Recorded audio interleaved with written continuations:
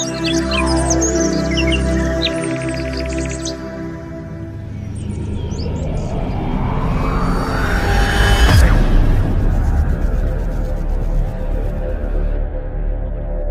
Morning my dear brothers and sisters in Christ. ಯೇಸು ಕ್ರಿಸ್ತನ ಉನ್ನತವಾದ, ಶ್ರೇಷ್ಠವಾದ, ಪರಿಶುದ್ಧವಾದ ನಾಮದಲ್ಲಿ ನಿಮ್ಮೆಲ್ಲರಿಗೂ ಕೂಡ ಶುಭವನ್ನು ತಿಳಿಸುತ್ತೇನೆ.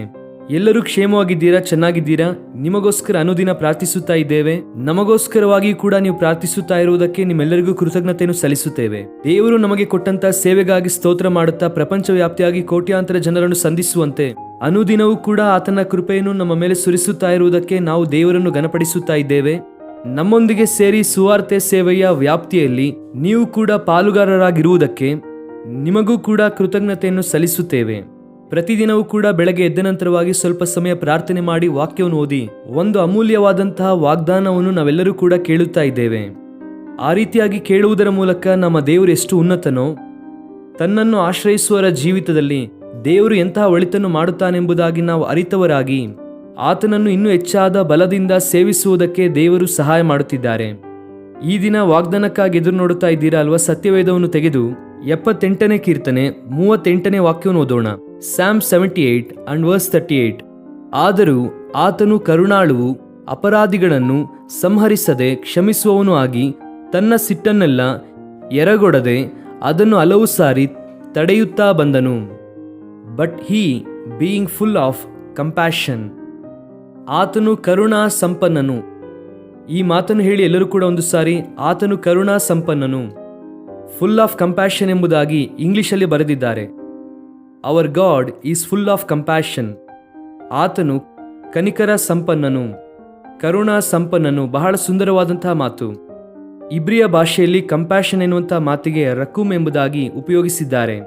ರಕೂಮ್ ಎನ್ನುವಂತಹ ಪದ ಮರ್ಸಿಫುಲ್. ದೇವರು ದಯೆಯುಳ್ಳವನು, ಕರುಣೆಯುಳ್ಳವನು, ಕೃಪೆಯುಳ್ಳವನು. ಅನೇಕರು ಅನೇಕ ಒಳ್ಳೆಯ ಹೆಸರುಗಳನ್ನು ಇಟ್ಟುಕೊಳ್ಳುತ್ತಾರೆ. ವಾತ್ಸಲ್ಯ ಎಂಬುದಾಗಿ ಹೆಸರನ್ನು ಇಟ್ಟುಕೊಳ್ಳುತ್ತಾರೆ. ದೇವರು ತನ್ನ ಕೃಪೆ ಹಾಗೂ ಕನಿಕರವನ್ನು ತನ್ನ ಪ್ರಜೆಗಳ ವಾಸ್ತವವಾಗಿ ಪ್ರಜೆಗಳ ದುಸ್ಥಿತಿ ಹೇಗೆ ಎಂದರೆ, ಯಾರೊಬ್ಬರೂ ಕೂಡ ಆತನನ್ನು ಸ್ಥಿರವಾಗಿ ಆತುಕೊಳ್ಳಲಿಲ್ವಂತೆ, ಸ್ಥಿರವಾಗಿ ಆರಾಧಿಸಲಿಲ್ಲ. ಅವರ ಬಾಯಿ ಮಾತಿಯಿಂದ ಕೇವಲ ದೇವರನ್ನು ಮುಖಸ್ಥಿತಿ ಮಾತ್ರ ಮಾಡಿದ್ರಂತೆ. ಇಷ್ಟಾನುಸಾರವಾಗಿ ಜೀವಿಸಿದಂತಹ ಜೀವಿತ, ದೇವರನ್ನು ಗಾಯಪಡಿಸಿದಂತಹ ಜೀವಿತ, ಕರ್ತನು ಮಾಡಿದಂತಹ ಉಪಕಾರಗಳನ್ನು ಮರೆತು ಹೋಗಿ ಪ್ರತಿ ಸಾರಿ ದೇವರು ಉಪಕಾರವನ್ನು ಮಾಡುವುದು, ಪ್ರತಿ ಸಾರಿ ಮರೆತು ಹೋಗುವುದು, ದೇವರು ಒಳಿತನ್ನು ಮಾಡುವುದು, ಪುನಃ ಅದನ್ನು ಮರೆತು ಹೋಗುವುದು.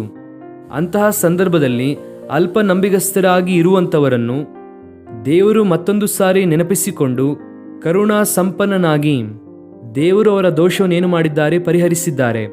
ವಾಸ್ತವವಾಗಿ ನಾವು ಮಾಡುವಂಥ ಆಲೋಚನೆ ನಿಮಿತ್ತ, ಕಾರ್ಯದ ನಿಮಿತ್ತ, ಕೆಲಸದ ನಿಮಿತ್ತ ಯಾವತ್ತೋ ದೇವರ ಉಗ್ರತೆಗೆ ಬಲಿಯಾಗಬೇಕಾಗಿತ್ತು.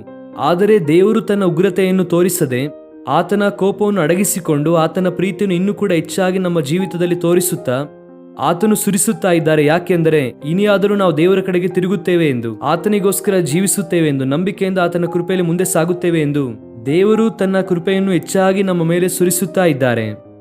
ಆದರೆ ಅನೇಕರು ದೇವರ ಕೃಪೆಯನ್ನು ನಿರಾರ್ಥಕ ಮಾಡುವವರಿದ್ದಾರೆ, ಕೃಪೆಯನ್ನು ದುರುಪಯೋಗಪಡಿಸಿಕೊಳ್ಳುವವರಿದ್ದಾರೆ. ಆದರೆ ಆ ಕೃಪೆಯ ಸರಿಯಾದ ಅರ್ಥವನ್ನು ನೀವು ತಿಳಿಯುವುದಾದರೆ ದೇವರನ್ನು ಮನಪೂರ್ವಕವಾಗಿ ಆರಾಧಿಸುತ್ತೀರಾ, ಆತನನ್ನು ಗಟ್ಟಿಯಾಗಿ ಹಿಡಿದುಕೊಳ್ಳುತ್ತೀರಾ, ಆತನನ್ನು ಎಷ್ಟರ ಮಟ್ಟಿಗೆ ಸ್ತುತಿಸುತ್ತೀರೋ ಅಷ್ಟರ ಮಟ್ಟಿಗೆ ನಿಮ್ಮ ಜೀವಿತದಲ್ಲಿ ಅದ್ಭುತ ನಡೆಯುತ್ತದೆ. ಕೃಪೆ ಬಿಟ್ಟರೆ ಬೇರೊಂದಿಲ್ಲ. ಕರುಣಾ ಸಂಪನ್ನನಾದ ದೇವರು. ನಿಜವೇ, ದೇವರು ಸಂಪೂರ್ಣನಾಗಿದ್ದಾರೆ. ಆತನು ಅಸಂಪೂರ್ಣನಲ್ಲ.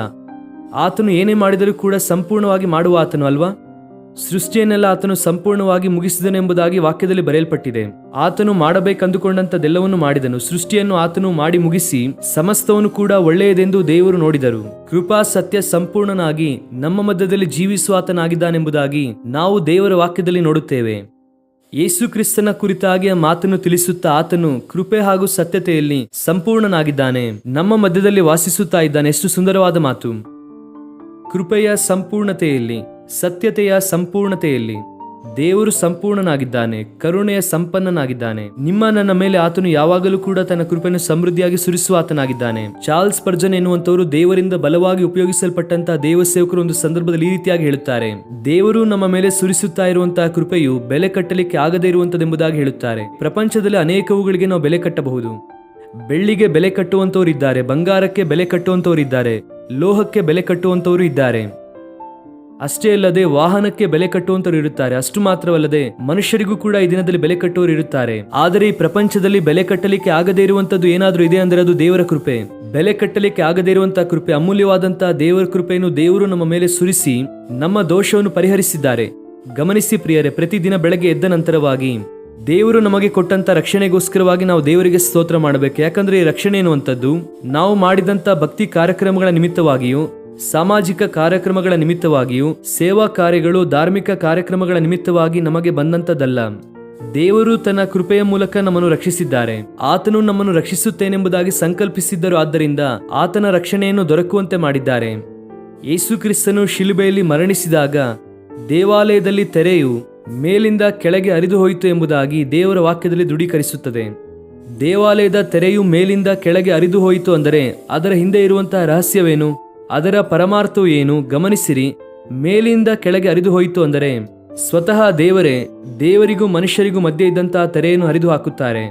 ಕೆಳಗಿಂದ ಹರಿದು ಹೋಗಿದ್ದರೆ ಮನುಷ್ಯರೇ ಹರಿದು ಹಾಕಿದರೆ ಎಂಬುದಾಗಿ ಅಂದುಕೊಳ್ಳಬಹುದು. ಅದು ಮನುಷ್ಯರ ಕಾರ್ಯ ಎಂಬುದಾಗಿ ಹೇಳಬಹುದು. ಆದರೆ ರಕ್ಷಣೆ ಎನ್ನುವಂಥದ್ದು ದೇವರ ಕಾರ್ಯವೇ. ನಮ್ಮಿಂದ ನಂಬಿಕೆ, ದೇವರಿಂದ ಕೃಪೆಯು ನಾವು ರಕ್ಷಣೆ ಹೊಂದುವುದಕ್ಕೆ ನಮಗೆ ಸಹಾಯ ಮಾಡುವಂತದ್ದಾಗಿದೆ. ನಮ್ಮ ದೋಷವನ್ನು ಪರಿಹರಿಸುವಂತಹ ದೇವರು ಯೇಸು ಕ್ರಿಸ್ತನನ್ನು ನಾವು ಯಾಕೆ ಆರಾಧಿಸಬೇಕು? ಆತನು ದೇವರೆಂಬುದಾಗಿ ನಾವು ಯಾಕೆ ಗುರುತಿಸಬೇಕು? ಆತನು ಉನ್ನತನೆಂಬುದಾಗಿ ಯಾಕೆ ನಾವು ಕೀರ್ತಿಸಬೇಕು ಅಂದರೆ ಆತನು ಶಿಲುಬೆಯಲ್ಲಿ ನಮಗೋಸ್ಕರ ಸತ್ತಂತಹ ದೇವರು, ನಮ್ಮ ದೋಷವನ್ನು, ನಮ್ಮ ಪಾಪವನ್ನು ಪರಿಹರಿಸುವಂತಹ ದೇವರು. Praise the lord.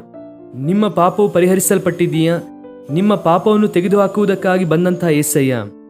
ಯಾರು ಆತನನ್ನು ಅಂಗೀಕರಿಸುತ್ತಾರೋ, ನಂಬಿಕೆಯಿಂದ ಆತನ ಬಳಿಗೆ ಬರುತ್ತಾರೋ, ಕೇವಲ ನಮ್ಮನ್ನು ಪಾಪದಿಂದ ಬಿಡುಗಡೆಗೊಳಿಸುವುದು ಮಾತ್ರವಲ್ಲದೆ ಮತ್ತೆ ಆ ಪಾಪದ ದಾಸೋತಕ್ಕೆ ನಾವು ಹೋಗದೇ ಇರುವಂತೆ ದೇವರು ನಮಗೆ ಪುತ್ರ ಸ್ವೀಕಾರದ ಆತ್ಮ ಕೊಟ್ಟಿದ್ದಾರೆ.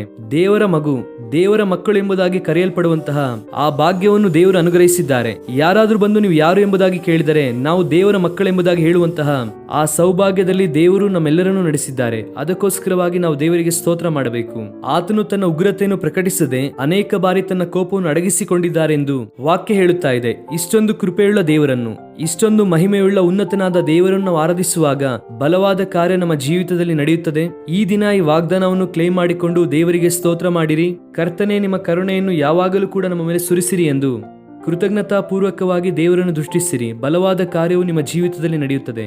ನಾವು ಪ್ರಾರ್ಥನೆ ಮಾಡೋಣ. ಪ್ರೀತಿಯುಳ್ಳ ತಂದೆ, ಉನ್ನತನಾದ ದೇವ, ನಿಮಗೆ ವಂದನೆ. ಈ ಉದಯಕಾಲ ಸಮಯದಲ್ಲಿ ನೀವು ನಮ್ಮೊಂದಿಗೆ ಮಾತನಾಡಿದ ಪ್ರತಿಯೊಂದು ಮಾತಿಗೋಸ್ಕರ ಸ್ತೋತ್ರ. ನಿಮ್ಮ ವಾಗ್ದಾನಕ್ಕಾಗಿ ನಿಮಗೆ ಸ್ತೋತ್ರ ಮಾಡುತ್ತೇವೆ. ನೀವು ಕರುಣಾ ಸಂಪನ್ನರು, ಅದಕ್ಕಾಗಿ ನಿಮಗೆ ಸ್ತೋತ್ರ. ಅನೇಕ ಸಾರಿ ನಮ್ಮ ದುಷ್ಟಕರವಾದ ಜೀವಿತದ ನಿಮಿತ್ತ ನಿಮಗೆ ಕೋಪ ಬರುವಂತೆ ಮಾಡಿದ್ದೇವೆ. ಆದರೆ ಆ ಕೋಪವನ್ನು ಅಡಗಿಸಿಕೊಂಡು ದೇವ, ನಿಮ್ಮ ಕೃಪೆಯನ್ನು, ನಿಮ್ಮ ದಯೆ, ನಿಮ್ಮ ವಾತ್ಸಲ್ಯವನ್ನು ನಮ್ಮ ಮೇಲೆ ತೋರಿಸುತ್ತಾ ಇದ್ರೆ ಅದಕ್ಕಾಗಿ ಸ್ತೋತ್ರ ಮಾಡುತ್ತಾ ಈ ವಾಗ್ದಾನ ಸಂದೇಶವನ್ನು ಕೇಳುತ್ತಾ ಇರುವಂತಹ ನಮ್ಮ ಪ್ರಿಯರನ್ನು ಬಲಪಡಿಸಿರಿ. ನಿಮ್ಮ ಆತ್ಮನಿಂದ ತುಂಬಿಸಿ ಅಭಿಷೇಕ ಮಾಡಿರಿ. ನಿಮ್ಮ ಮಹಿಮೆಯ ರಾಜ್ಯಕ್ಕೋಸ್ಕರವಾಗಿ ಪ್ರತಿಯೊಬ್ಬರನ್ನು ಕೂಡ ನೀವೇ ಉಪಯೋಗಿಸಿರಿ. ಸ್ತುತಿ ಘನ ನಿಮಗೆ ಸಲ್ಲಿಸುತ್ತಾ ಯೇಸು ಕ್ರಿಸ್ತನ ಶ್ರೇಷ್ಠವಾದ ನಾಮದಲ್ಲಿ ಬೇಡಿ ಹೊಂದಿಕೊಳ್ಳುತ್ತೇವೆ ತಂದೆಯೇ. ಆಮೇನ್, ಆಮೇನ್. God bless you dear friends. Have wonderful day.